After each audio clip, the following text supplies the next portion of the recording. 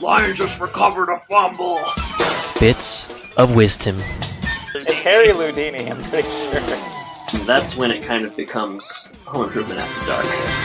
I guess that leaves us at the question of the week. Very good. I don't know if you noticed, Jordan, but a really cool aerial shot of the table. Reasonably funny. User review.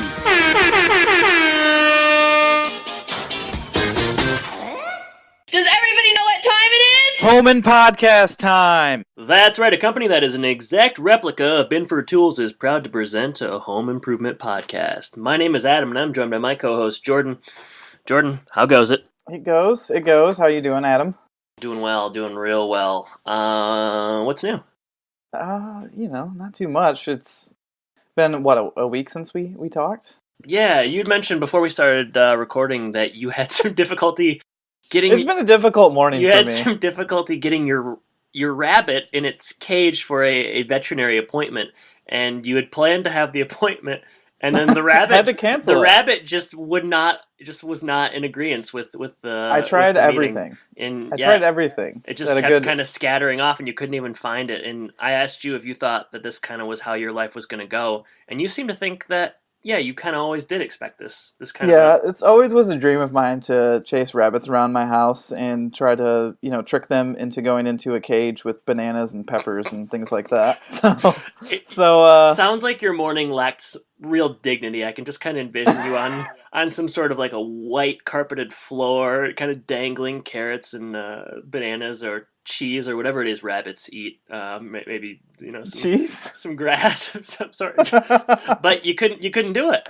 Well, I knew it was going to be a bad day when I set my alarm. I thought for 8:45 a.m., but it was 8:45 p.m. Do you think the rabbit? I'm lucky I woke up. Do you think the rabbit had a hand in that last minute kind of switch? I think you mean a paw. Yeah, definitely.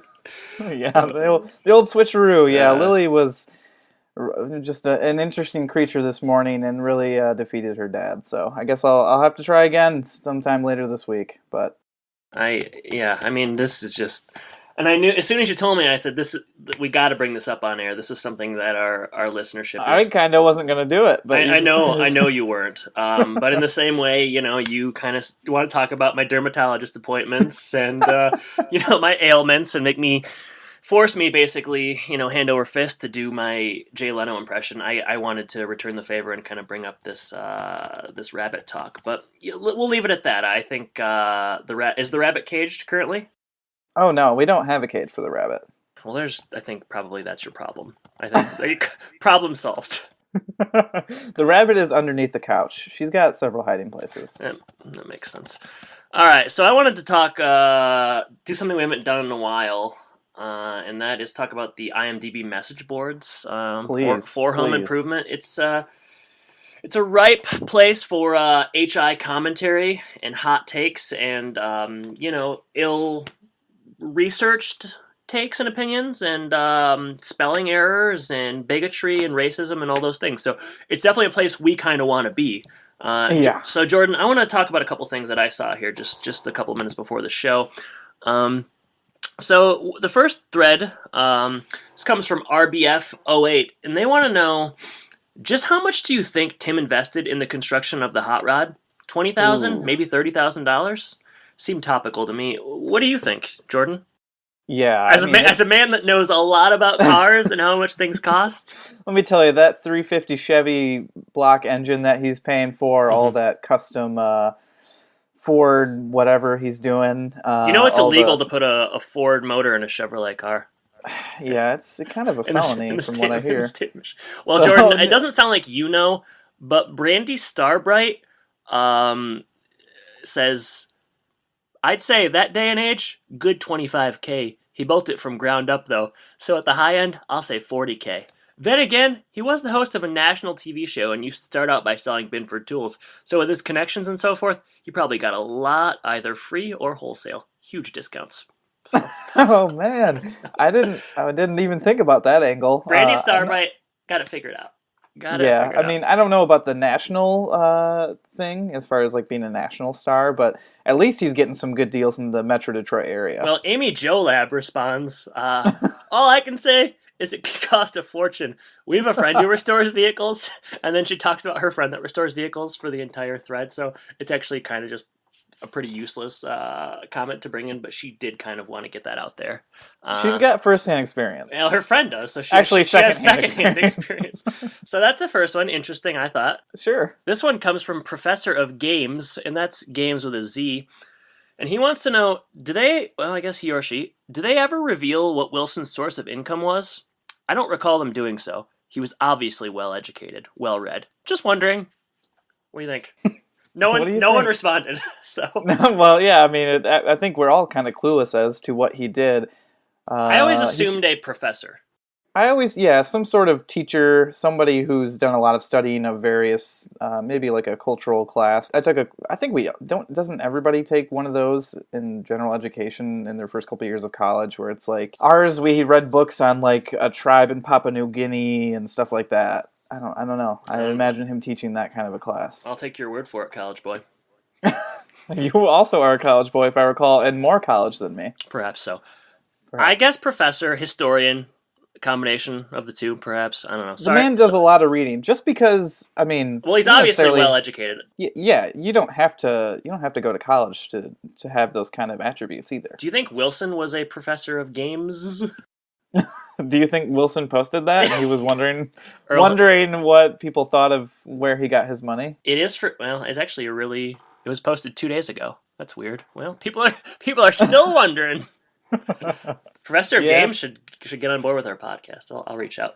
All right, next post. Better post something. Next post is titled "I Don't Like Jill," and this is from Scott Johnson 28. What did Tim find attractive about her? He would have been much happier, single, watch sports, drinking beer. Lots of commas missing.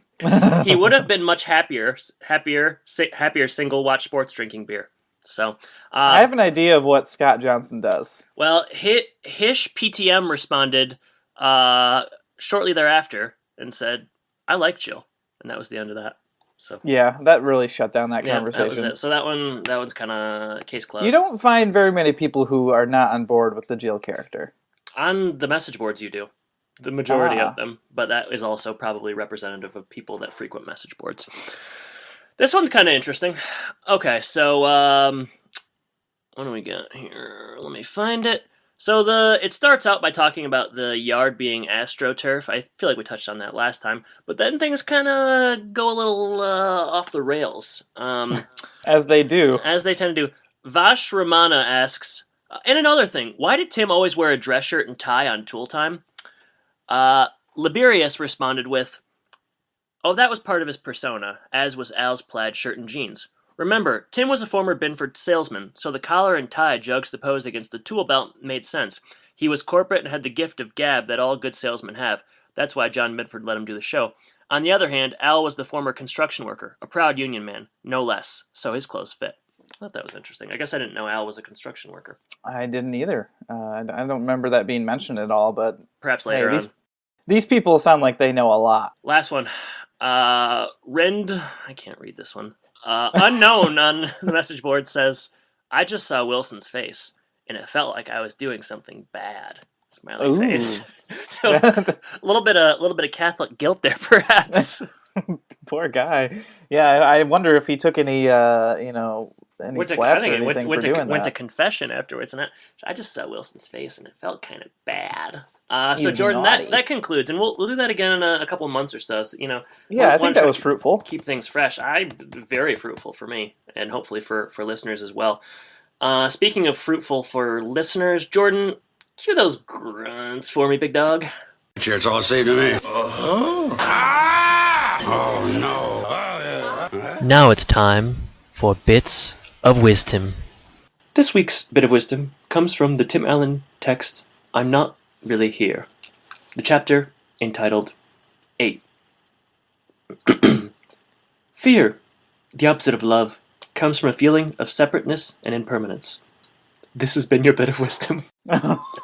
Short and sweet this week, huh? With the longer intro, I wanted to get to the episode. No, it was really hard to find one, so that was the best I could do. And you know what? He's right. He's absolutely right. Yeah, he's spot on the nose, as he so often is. But yeah, thank you, Tim, and thank you, listeners, for continuing to indulge in the very foolish bit of wisdom act. So, Jordan, what are we covering this week? Yeah, let's indulge in episode 29, Heavy Meddle, Meddle. So, this episode was written by the Golden Trio, Finestra, McFadzean, and Williams, the creators of the show. Triumvirate. Yes. Aired on October 14th, 1992. We'll see lots of guest stars later on, and we'll talk about them as they come up. We've got a rather lengthy plot synopsis by Tony Topola. He or she starts immediately with a typo. It starts out, "It's weekend." Tim reveals to Al that he is going to put the 350 Chevy engine in his hot rod. Tim has invited some friends to help him. Some friends is in quotes, so I'm not sure if they're actual friends or not real friends. That is a confusing addition by Tony Topola, because I view them as actual friends. Yeah. So Al wants to come too. Tim thought Al would be spending the weekend with Greta, but Greta broke up with him, so Tim invites Al. Karen has broken up with Greg, so we get Karen in this episode as well, and she's visiting Jill. When Tim tells somebody, I guess, that Dave Gibbons is coming, Jill wants to introduce him to Karen. Tim can see what Jill has in mind and protests. He needs Dave in the garage to help with the engine. Another friend of Tim's, Bob, brings his pregnant wife. The next to arrive is Hank and Wanda, and Tim's original plan was that no one would bring their wife along. Finally, Jill gets the idea that they should barbecue. ... Well, I guess I should say take care. Yeah, that's it.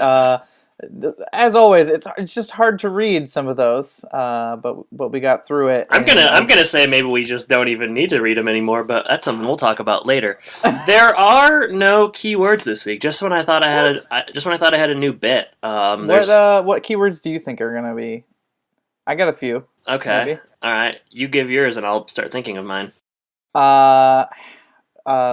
Western theme. Okay, one word though.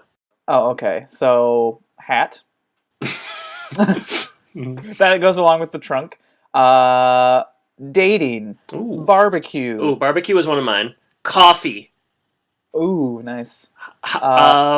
Engine. Bully. McGovern. McGurn. McGurn, sorry. What else is there? That might be it for now. Well, linoleum. I'm gonna say linoleum. Lonely. Because Karen's lonely, Al's lonely. No. Maybe we should do this after the episode. Nah, I don't think so. I like it now. Alright, so that's a few that we have for now, and you'll hear them sprinkled throughout the episode and why we are saying them. So we're going to open up on Tool Time at the end of a show, and I thought you might want to talk about the camera work here. It's an interesting shot. They do a long zoom shot that comes from the last row, almost as if someone was in the last seat and they stood up and are walking down the stairs. And it shows Al and Tim there. I'll level with you. Didn't notice it at all. Oh, Took man. no notice of the camera work. Did take notice of the Lifetime-esque introductory music. It was like an after school special. It was like a moral lesson had just been learned. It immediately kind of like a kind of thing. But yeah, that's exactly what I think of. It was exactly like that. You take another listen. But yeah, sorry. Go ahead and continue. Yeah, so Al wants to get started on next week's project for the show, which is a shed over the weekend, building a shed. Tim says he can't. He's going to put the hot rod in the engine. Some friends are going to come over to help. But he didn't invite Al, which seems strange to me. His excuse for not inviting Al is he thought Al and Greta would be at the big linoleum exhibit in Metro Detroit. So that would have been fun. This immediately answers our Greta Post questions from last week. Very so timely. That was nice. The episode begins with Alex sweeping alone on the stage, and I kind of wondered, isn't that someone else's job? Al's kind of the talent, so it kind of sort of surprised me that he would also be in charge of cleaning up after the show. They just don't have big budget, as much as we'd like to think. That I guess they just don't. But or maybe Al likes to clean. That, Or maybe that's what Al does when he's sad, because I see him sweeping several times. right, yeah, I don't know. It does seem very much like what are Al's job responsibilities, and isn't someone else kind of tasked with whatever? I think I guess ultimately it doesn't matter, but No, I think it's a good point, though. yeah. Yeah, so Al is sad. That he talks, he at first says that he kind of broke up with her, said they should see other people, but Greta really dumped him, which, as you said, cleared up our question from last week. As Al leaves the stage, he kind of just says, "Good, have a good weekend." He realizes that he's not invited. Tim then thinks, "Well, I guess maybe I should invite Al." So he invites him to come over. Al runs back on stage and is super excited. Asks if there is a theme, to which Tim says it's Wild West themed. So that's our cold open, and this one actually pertains to the episode, which I thought was. Yeah, it's a good setup for what is to come, to be sure. Better than the last few.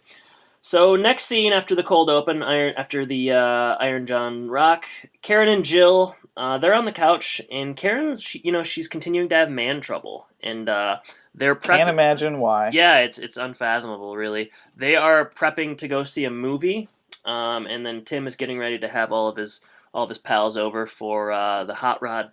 I don't know. Is it a party? Are they doing work? I guess that's kind of the issue. The whole it's episode. a work party. It's a work party, even better. Those are the best kind. Yeah.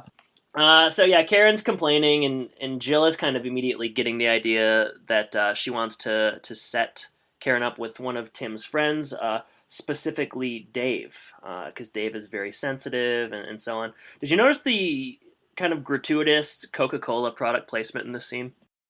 I noticed that Karen was pouring in the Coca-Cola into her drink for like an hour.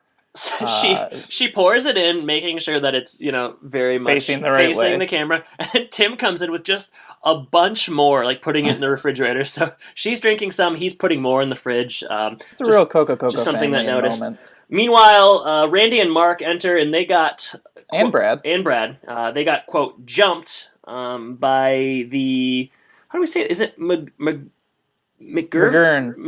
boys? They got jumped by a bunch of bullies, and Paul and Vinny McGurn. They sound like a real duo. Yeah, they sound like somebody from the Jersey Shore, I would say. Yeah, a little bit. I thought it was interesting. The boys yelled the insults that the boys hurl at the McGurns. I think Randy says jerks, Mark says doo-doo heads, and then Brad says punks. So they all got. What if Brad was just like, "You son of a b****, you stupid son of a b****"? It'd be a different episode. It perfect. Yeah. I mean, Brad. We've seen Brad this season be a little bit rough around the edges, so I wouldn't have been that caught off guard. Brad just puts them both in the hospital immediately. Then it would earn that Lifetime music that the episode opens with. Absolutely, yeah. So Randy's shoes are up in the tree. That's what the McGurn boys did. Tim wants the boys to beat them up, but Jill wants to have them over for lunch. So a real meeting of the minds there. Tim goes to the garage. As you said, this is where Jill is kind of getting the idea of setting up Dave and Karen. Dave is a secure, sensitive, sweethearted man. And at that moment, Bob arrives, a knock on the door. Bob arrives, another friend. He comes in carrying some beer, and Karen gets excited. She thinks Bob is Dave, but it's not. And then Bob's pregnant wife, Leslie, arrives. So we should also say that Tim is very much against this from the start. Yes, it's a surprise to Tim. Yeah, he immediately, he wants nothing to do with it. He wants Jill to abstain from it, but Jill continues to push throughout the whole episode. Yeah, and he's also, not excited about all these wives arriving because he was just planning to have the guys and do this work. Well, was the idea that the wives were all going to come meet and then go to a movie? No, I think it was just Karen and Jill were supposed to hang out, and so the other wives were not supposed to be involved at all. I think they were just supposed to hang out at home. So let's talk about Bob and Leslie right now. They're the youngest couple of the. I guess it's just two couples that end up coming, and then Dave. So Bob is played by Tom Gallup.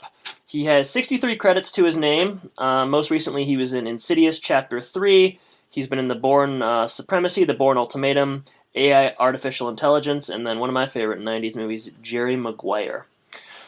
Leslie is played by Jessica Tuck, 118 credits to her name. She's still very active.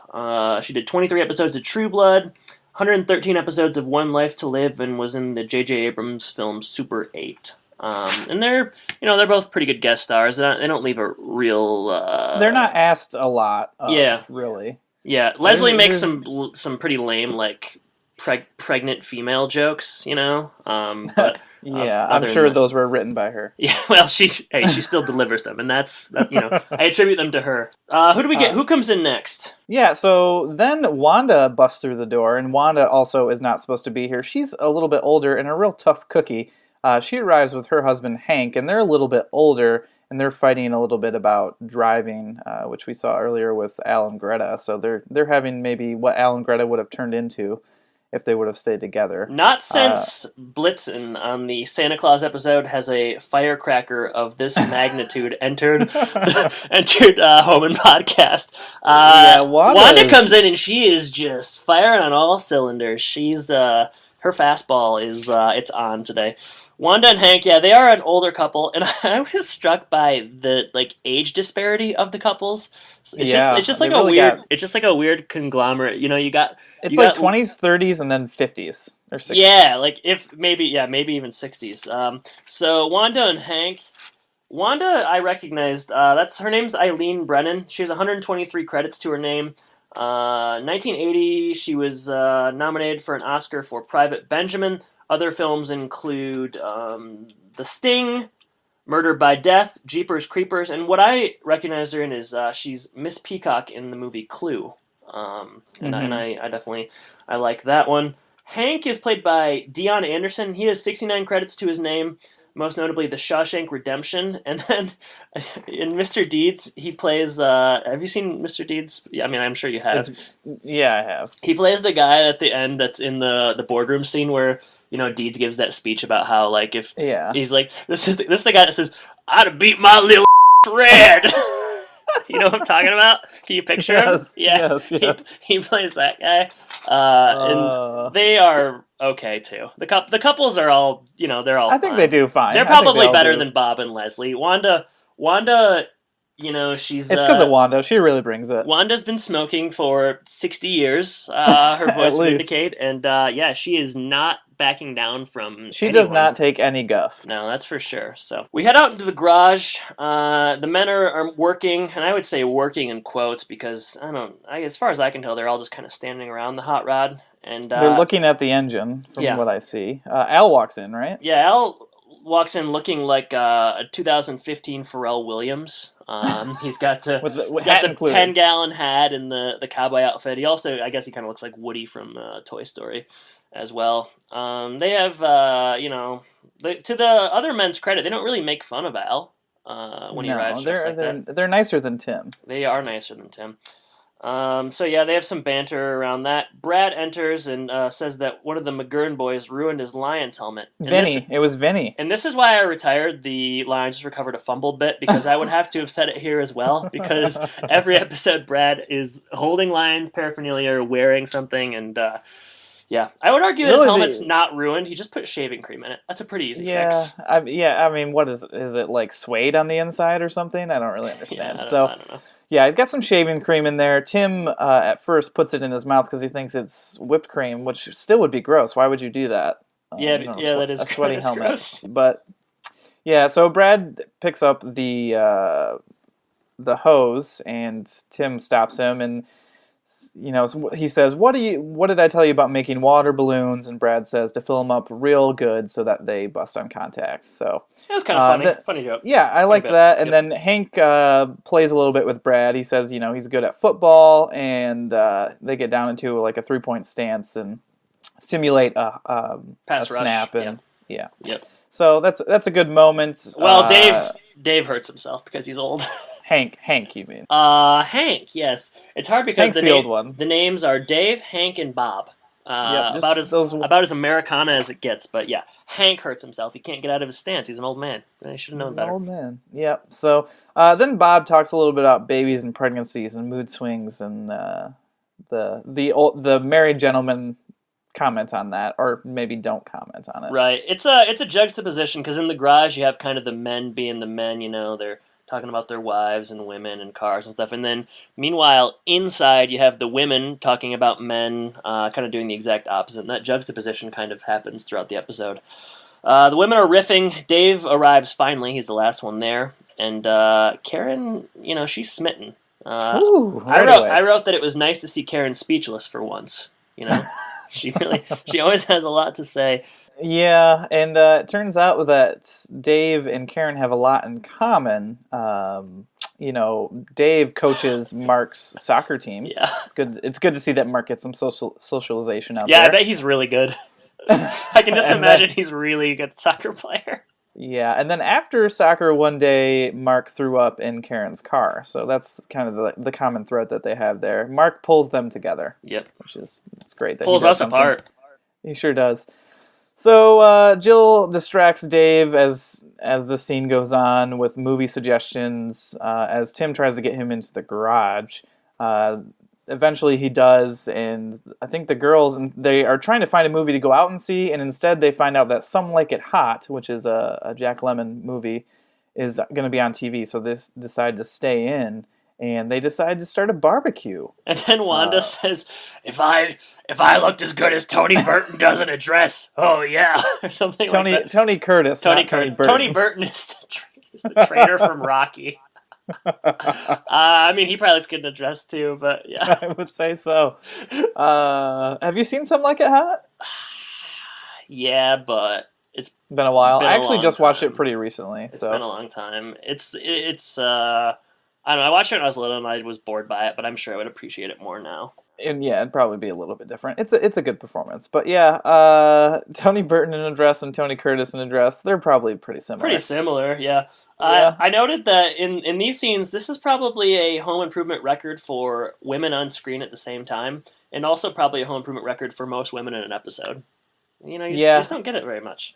No, it's nice to see everyone kind of there and interacting. And there's a lot going on in these scenes, it seems like, because they're bouncing between, as you said, the males and the females and what's going on and all this kind of stuff. So the men are excited about this barbecue. Everyone except Tim really is. Later inside, the women are in the kitchen and talking, as we've talked about before. Al walks in, and Leslie starts crying. They start talking about postpartum depression.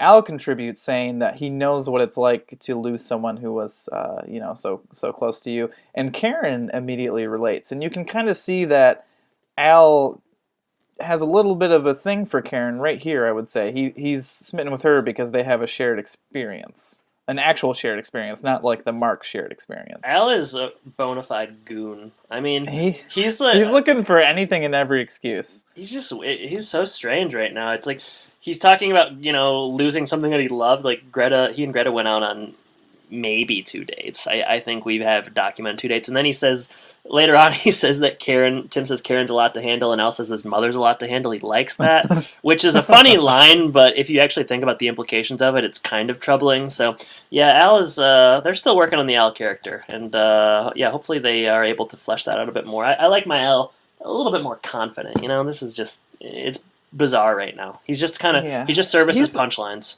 He's a broken man right now. Greta really did a number on him. Yeah. Back in the garage, they're lowering the engine in. It seemed to me like there were way too many people to do this job. As you said earlier, like nobody's really doing anything except for one person lowering it by a pulley. This is like the second episode that we've gotten a lot of pulley action, which I know is probably an issue for you. You don't quite understand pulleys, so.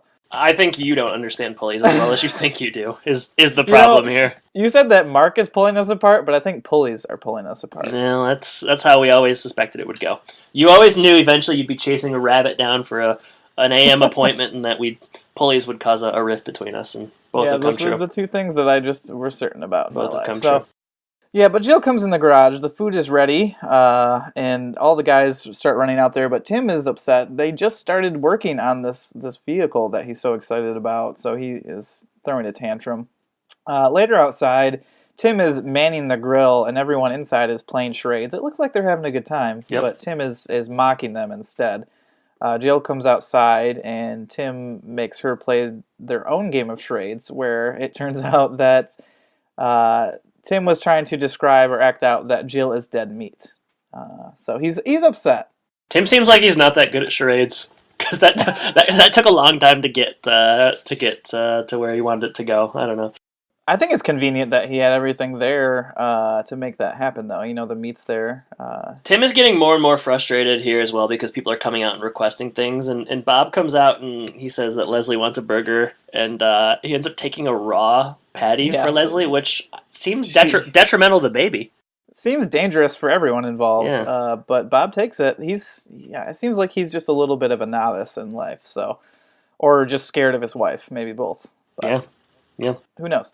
So later, Tim is saying that Jill is obsessed with setting people up, and he's really contentious about this point. He basically had expectations of what his day he wanted. This is a lot like the poker episode. Yes.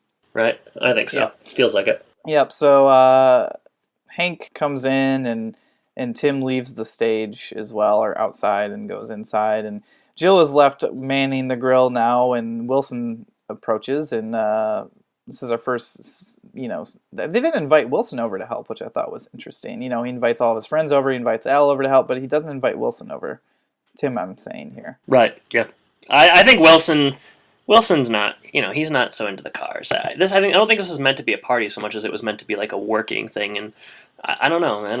It just seems like they don't need that many people to do all that stuff. And we'll hear later in this clip that Wilson knows everything about this vehicle. He's got quite the detail on it, which shows, that he's a good listener. But I don't know. If they're inviting Al, they might as well invite Wilson to me.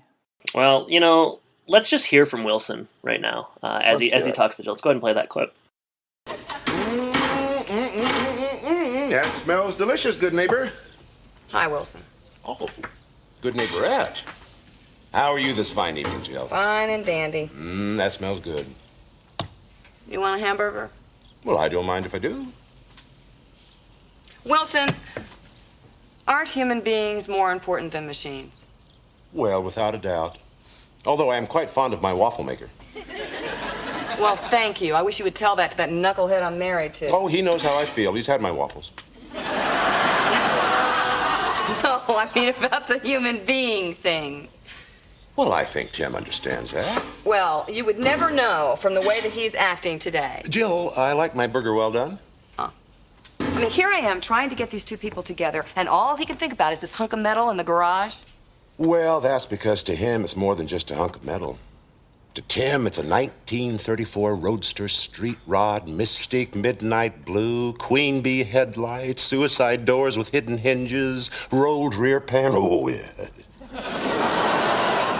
I know it's important to him, so he lost a day, big deal, He's taking this so personally.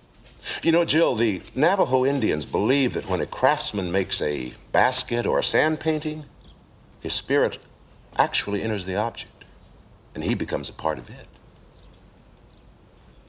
So you're saying that the two become one? That's about it. So by dismissing the object, I've been dismissing the man. Thank you, Wilson. Jill? Jill? The burger? All right, so we have a subversion from what we normally see. Not Tim and Wilson kind of hashing it out the fence, but Jill and Wilson. And I believe we've seen this once before. Do you think? Yeah, I don't remember I can't remember, but it's happened before. They're few and far between, but it does happen. Jill notes to Wilson. She asks, "Aren't human beings more important than machines?"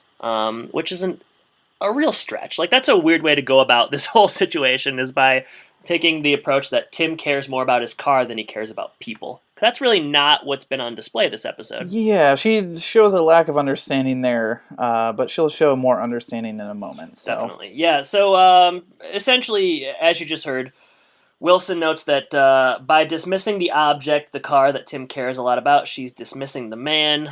There's a back and forth where Jill offers Wilson a burger, but after she gets his advice, she heads in, and then Wilson is left with no burger.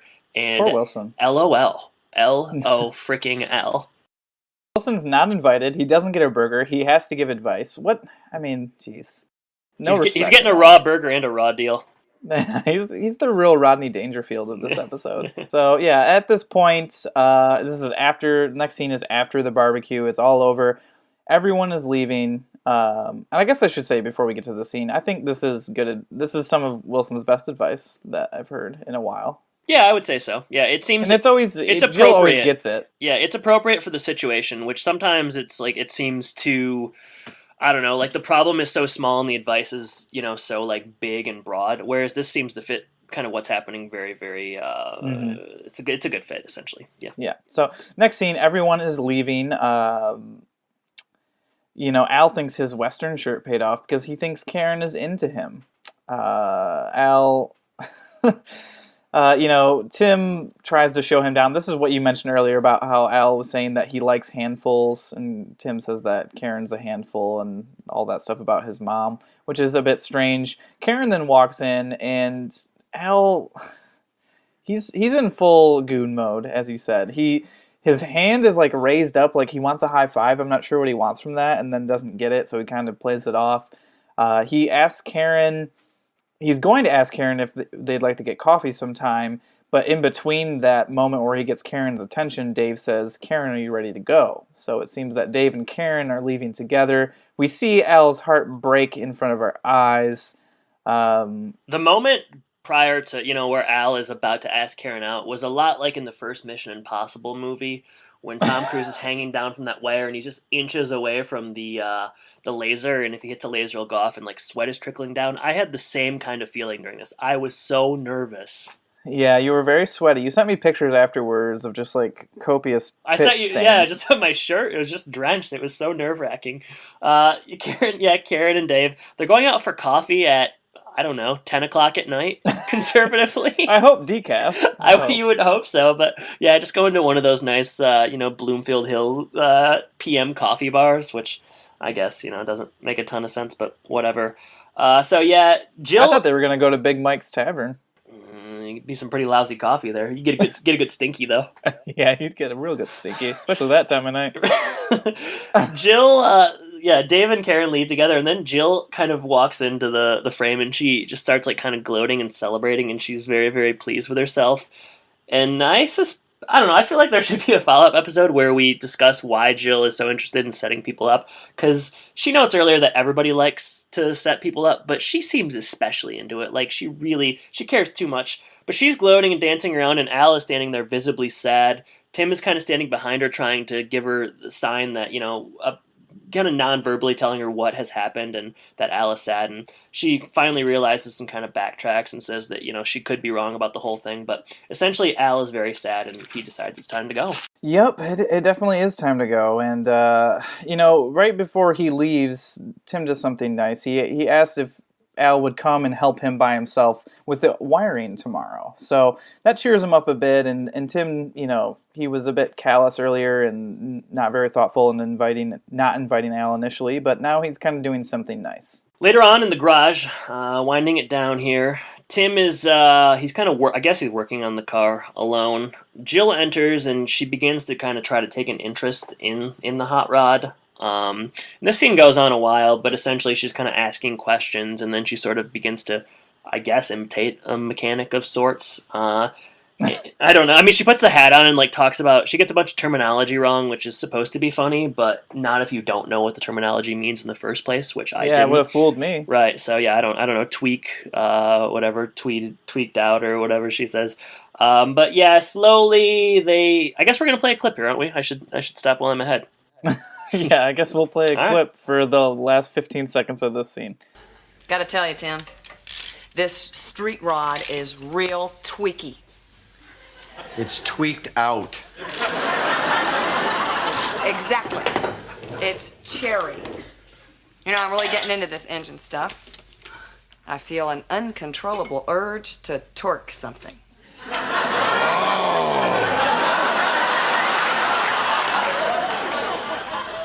Hey, you really want to see something? Yeah. Get on my crawler. All right. Lay down. Watch your head.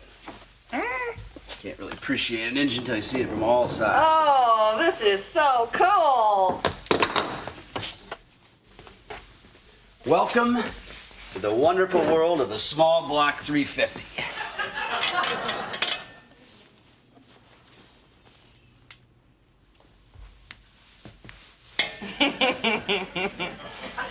Tim, Oh? I thought you were going to show me the engine. I call this my engine. Yeah, so at the end of the scene, she is ready to torque something. So we get another Home Improvement After Dark. So they go under the car and they make out, and Tim introduces his engine, I guess. What do you think that was referring to? I didn't get it. I'll tell you later. It was too subtle. Yeah, I don't know. Too subtle. So outside at night, Tim is reading. I'm not sure how he could see. Again, it's at this point it's probably midnight. Based on how the day is set up and the logic of what we've seen. Yeah, he's reading a magazine. It's like pitch black and he's sitting in a lawn chair. It felt like this scene was maybe not as well plotted as it could have been. But yeah, it doesn't make a whole ton of sense. But the boys come home. Apparently they did not get the McGurn boys like they wanted to, so they have some leftover balloons. And Tim quickly hides one as Jill comes out to chase the boys away. And he hides one in his shirt. He tries to defend the boys, saying that, you don't know what they were doing with those balloons. Maybe they were making balloon animals. And Jill initially says, maybe you're right, I'm being too hard on them. But then she pops the balloon in his shirt because she knows better. So that is the end of the episode. Well, there are some bloopers after. Yeah, some really funny bloopers with Al and his giant hat. And then we roll credits. And then we fade to black. And that is Heavy Meddle. Jordan, what'd you think of this one? I think easily the best episode of the season so far. Something different for the most part. Like, we have different characters here. We have a kind of a little bit of a different premise where we have people trying to set people up. And I think all of the guest stars did a pretty good job of acting. I think, as we said earlier, Wanda really takes the cake out of all of them. And oh, yeah! If I looked as good as Tony Curtis in a dress, oh, baby. She sounds like Nick Nolte. That sounded a little bit like Jim Durante to me, but... Oh, yeah. Is that the Frosty the Snowman guy? Yes, it is. There must have been some magic in that old silk hat they found. That's one of your better impressions, I'd say. I think they're all good. Yeah, you know that's true. Yeah. So I enjoyed the episode. I thought it was very entertaining and had a lot going on. So a win for everything for me. Tight script here. I felt like it's we didn't. I think we both know we didn't take as many notes because there's a lot of cutting, but it's relatively simple. They're in the same setting. Everything kind of goes full circle and ties together. I felt like it just seemed the jokes were crisp and funny, and all the loose ends kind of came together, with the exception of the somewhat extraneous McGurn boys stuff, and I guess that was just to sort of service the kids so that they weren't just hanging around the party.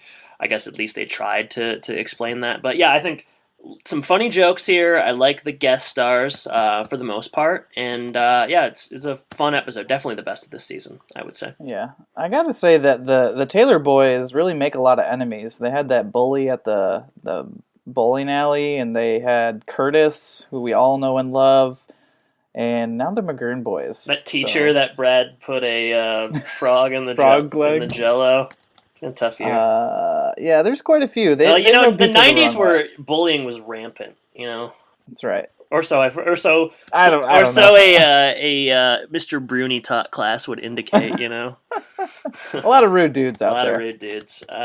So good episode, and I as we both said, the best of this season, and hopefully it continues because I don't know. I've been entirely less enthused with the episodes this year, but let's hope that this puts us on the right track. That's right. Let's put our social media on the right track. If people want to contact us, they can do so in a variety of different ways. Go ahead and reach out to us on Facebook at facebook.com/Home Impodcast. Our website, thehomeimpodcast.com, where you can write to us there. There's a link to our email, or you can support us there as well. And then on Twitter, we're at Home Impodcast. So lots of different avenues there. Adam, any interesting polls that have been going up the last week or so? I'm so glad you asked, Jordan. I put up, looks like 4 or 5 polls yesterday. I don't know. I think all the talk about pulleys and kind of the alliteration and just the words seeming so alike that polls were just on my mind. So I came up with a few, and These are not final calculations. This is where we're at now. In progress. They're in progress. So we have 6 hours left on all these, but we're gonna maybe set Home Impodcast records with our number of votes in these polls, which is not saying very much, but small victories, I say. All right. So the first poll: who is worse? 80% say Karen, 20% say Mark. So it's just Karen or Mark. 80% say Karen. I think that makes sense. I wanted to keep it simple. Who would you rather chill with?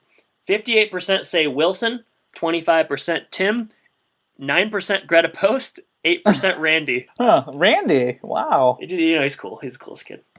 I know, but only... Did you say 8%? Yeah, I said more people want to hang out with Greta than Randy. I guess probably like the men that are voting on this thing. Yeah, Greta's attractive, and they don't want to hang out with like a young boy. That's probably a good thing, reasons. actually. Which child has the perceived brightest future? 69% Randy. 16% the one in the basement. I just made that up. 15% Brad, 0% Mark. So there are more votes for a fictitious child they're locking away in the basement than Mark and Brad combined. Well, really, the child in the basement has nowhere to go but up. Indeed. Literally. Exactly. Could Tim do better than Jill? 77% say no. 23% say yes. That's good. Could Jill do better than Tim? 67% say yes, 33% say no. Well, a little bit close. And that's it for the polls. So we have 6 hours left. If there's a major shift in the next 6 hours, we'll talk about them next week. If not, then... Make your voice heard, everybody. Yeah, well, it'll be too late at this point. But that's the problem with recording weeks in, a week in advance or so.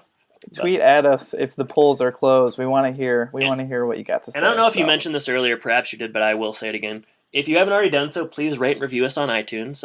It's been a minute on that, and that helps people find us. And then again, if you want to support the show, our website has a tab. We are, we're forever looking for support, donors, sponsors, things of that nature. And if you like what we're doing, let's help us keep the lights on, for crying out loud. So yeah, I don't want to record in the dark. That would just be hard.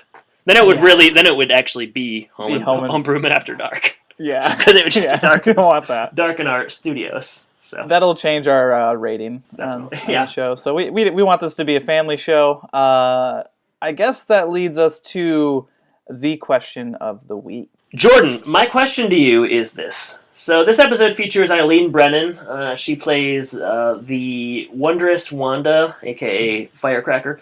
And she is most notably, in my opinion, she plays Miss Peacock in Clue, a very funny film based off a board game. Jordan, I want to know, what are your favorite games?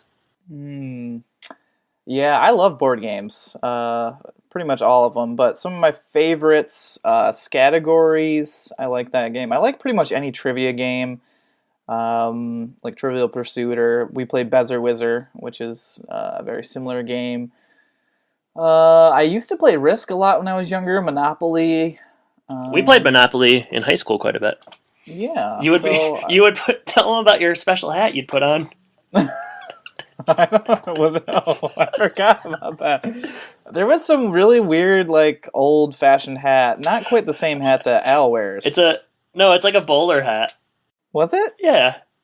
I thought it was different than that. Well, whatever. I was always the hat piece. That was my piece, like, the car and the cat. So I had to wear that hat on my head. You didn't have to. You chose to. I had no choice. You guys bullied me into it. You would voluntarily go to the closet, pull out this hat, put it on, and then just proceed to just bank the whole. You just.